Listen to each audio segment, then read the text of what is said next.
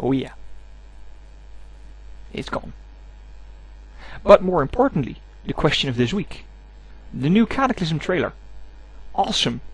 Yes or no?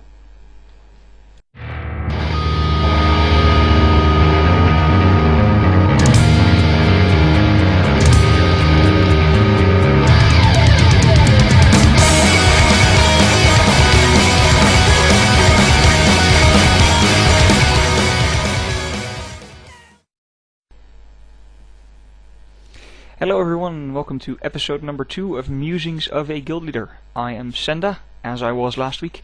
I am the Guildmaster of Intrepid Society, a horde guild on Doomhammer EU. And today we're going to do episode number 2 of Musings of a Guild Leader, my weekly blog where I update you on the status of our guild, what we're doing, if we're awesome or not. So, episode number 2, what are we going to talk about this time? We are going to talk about a few things. We're going to first talk about how I measure progress within the guild, how I measure success. I'm going to talk to you guys about setting benchmarks and ways to measure success and how we do it, basically. Then I'm going to talk about the cool stuff that happened last week, achievement-wise within our guild, because we got a few really nifty achievements. And then I'm going to talk about the inevitable subject that everyone's talking about right now, and we as a guild obviously cannot skip by, especially as the guild leader, the impact of patch 4.0.1. Oh boy. Right, so on to the first bit. Measuring success. Basically, if you ever want to run a company or a business in a successful way, you are going to be mashed to death with theories behind success. And one of the most important things that you will have to come across is the way to measure success, because wherever you are within a company, and if you've read my vision about the guild, then you've probably caught on to the fact that I'm going to run the guild sort of like a company in terms of where I lay responsibility and how the chain of command works. Then the basic thing you have to do is you have to set up a system where you can say this is good, that would be awesome, this is acceptable, this is not good enough, it has to improve. And those are called benchmarks. Benchmarks for success. A benchmark, if you reach it, is the minimum amount of success which is considered acceptable, basically. And I did that for our guild as well. I sat down, the moment we were founded, I sat down and I thought to myself, right, I have a vision, I have a direction I want to go in, which is good, but it needs to be even more defined than that. My vision has to be what is known amongst the people that actually go about spinning the theories behind businesses like that. It has to be something called SMART. And SMART is an abbreviation for something really funky. Look it up online. Just type SMART business into Google or something and you'll come up with a theory.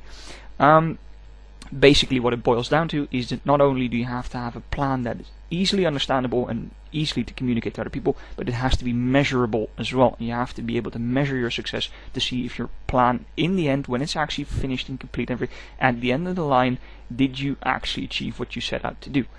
So one of the things about getting to that point is setting a vision. I made the guild vision, so we have the vision, we have the sense that we're going in, and then the benchmark is the thing that we can actually measure, which is easy to measure, which is acceptable, where we can see we're actually doing well. Now, for our guild, being a social guild, I can't go out and say we have to kill the Lich King on heroic in order to be acceptable level of success, right? I can't do that because we're a social guild.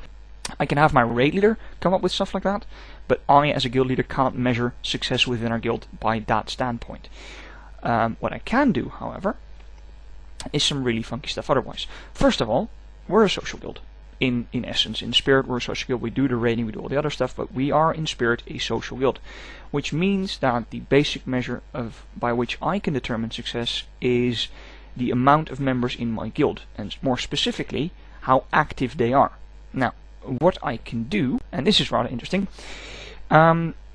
starting with activity in general, because activity is a really broad word, I have to narrow this down a little bit to make it measurable, obviously. In my mind, an active person within a guild is someone that logs in at least once a week.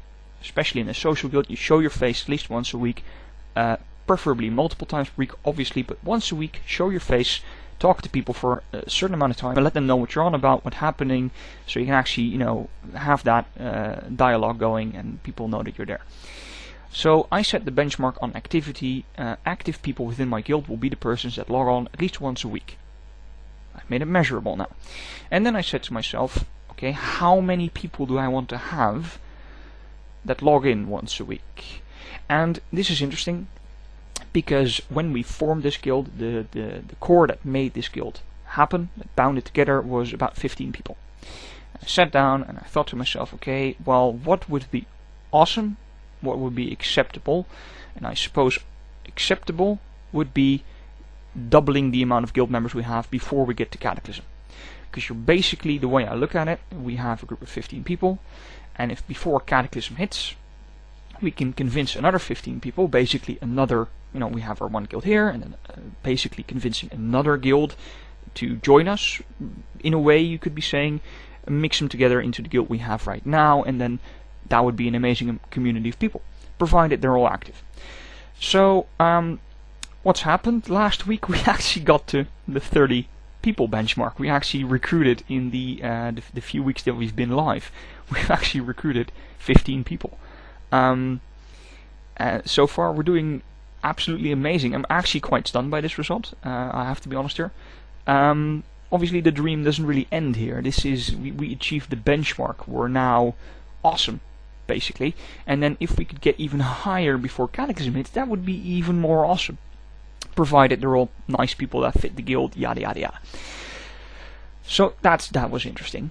And I'm looking forward to seeing more growth happening in regards to that, but we'll discuss that in future episodes, obviously. So that was all about having benchmarks, setting them up properly. Think about this. What is your guild doing to set benchmarks? How do you guys measure success? If you have any really interesting comments, I'd love to hear them.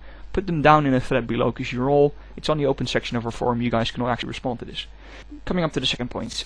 Cool achievements is something that I measure success by personally. Right now it's not a lot of useful stuff that we can do, because guild achievements aren't here yet, but we can look at achievements that people within the guild got in either a very small group or a larger group.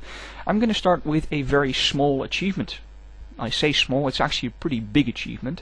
I say small because it's just 2 people. We had 2 people, Robal and Morticar, who are pretty good friends of mine actually. They got a really cool achievement last week. They got Hot Streak, and for those of you who are familiar with this, you know what this is. You know how hard it is to get actually. For those of you who are not familiar with Hot Streak is where you win 10 ranked arena matches in a row, and that's really hard. I myself am complete pants at PvP. I really suck at it, but Robal and Morticar, Robal being our PvP officer, Morticar being a very good one as well, they sat down together. Morticar was actually on his alt, which is Morticar, sort of the way he explained to me, his under-geared warlock basically, and they just actually managed to do it. It was ridiculous, and they're very proud of this one.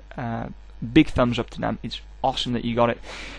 The fun thing is, this actually inspires people within our guild to look at them and go like, oh, that's pretty awesome. We could totally do stuff like that. And that inspired a few people to actually read Rob's PvP guide as well, and actually get to grips with PvP and sort of get started in that, at least thinking in that direction, which is awesome, because in the end that will bind people in the guild together even more. Look out for things like that. Did you ever see stuff like that happening in your guild? Think about it, and again, if you have a useful comment down below, put it. I'd love to hear it.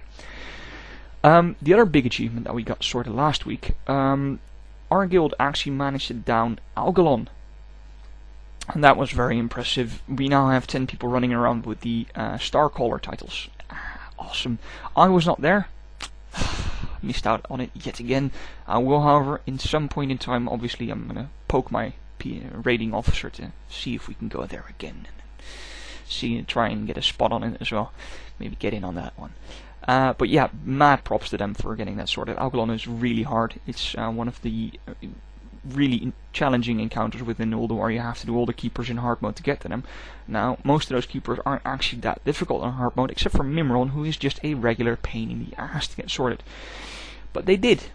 And they got Algalon down as well, which is a very hard encounter. So, big grats to them. Well done, guys. Really well done. And then the last part that I'm going to talk about in this video log is the impact of patch 4.0.1. Now, most of you guys online that are watching this, you're either my guildies or you're outsiders that show a certain amount of interest within towards what we do as a guild. And the impact of patch 4.0.1, it's one hell of a roller coaster, right? Let's keep it at that. You log in, well, my guildies log in, and they find out that everything's changed. Some of them have actually been up to date. They go to sites like MMO Champion or Tank Spot and they read up on stuff and they watch movies about people explaining stuff about how the new patch is going to change your online life.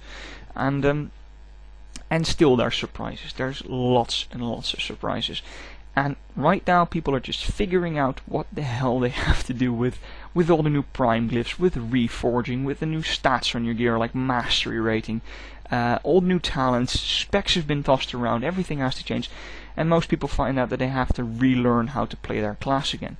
Now, interesting fact is how you deal with this as a guild.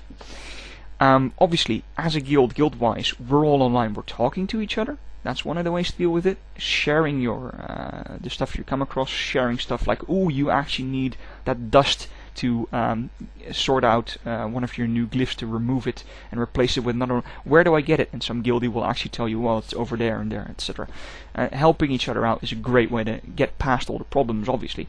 And then there's another one, with which my raiding officer came up with. Well done to Meredith for that one. He set up a training raid to test out your new stuff.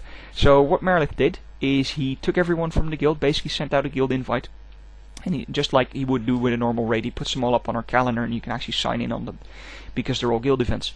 And he made a raid to Nax, which is the easiest place we have at the moment. Nax 25. We had about 20 guildies in there, I think, at some point. Sorry, 25. And we pulled in some other people from some other guilds as well that we knew, some distant relations. And it was amazing because we went in there, lots of stuff went completely horribly wrong, but because it's a low risk environment we could actually sit there and test out everything without it actually leading to complete and total wipes and you know, situations where you just go, screw this game, it's horrible. And it was a relaxed environment, we could test out stuff, and that was awesome. Well done, Meredith, for that one. You guys in other guilds, are you not doing this? You might want to pick up this. Take your guild to Ulduar, take your guild to Nax, do something simple. Saffron without the free drakes is a good one. And you sit there and go through the stuff, set up your own raids or whatever, and test out the things that are happening. Don't just go into heroics, because they give a completely different image to what it is to do stuff in a raid. In a heroic I could get away with the smite spam. In a raid it's simply not working at this moment. There's loads of stuff going on, and then they had to fix the smite spam as well. There's stuff you go through, right? So that was it for this week. Covered a lot of stuff, covered benchmarks, covered achievements that we got, covered the impact of the new patch. Next week we're going to see some more interesting stuff happening. I'm going to update you guys on even more recruitment posts that we had over the last few weeks. Going to cover some more stuff about how we handle initiates and how they're doing within our guild. And I hope to see you then. Bye bye, guys.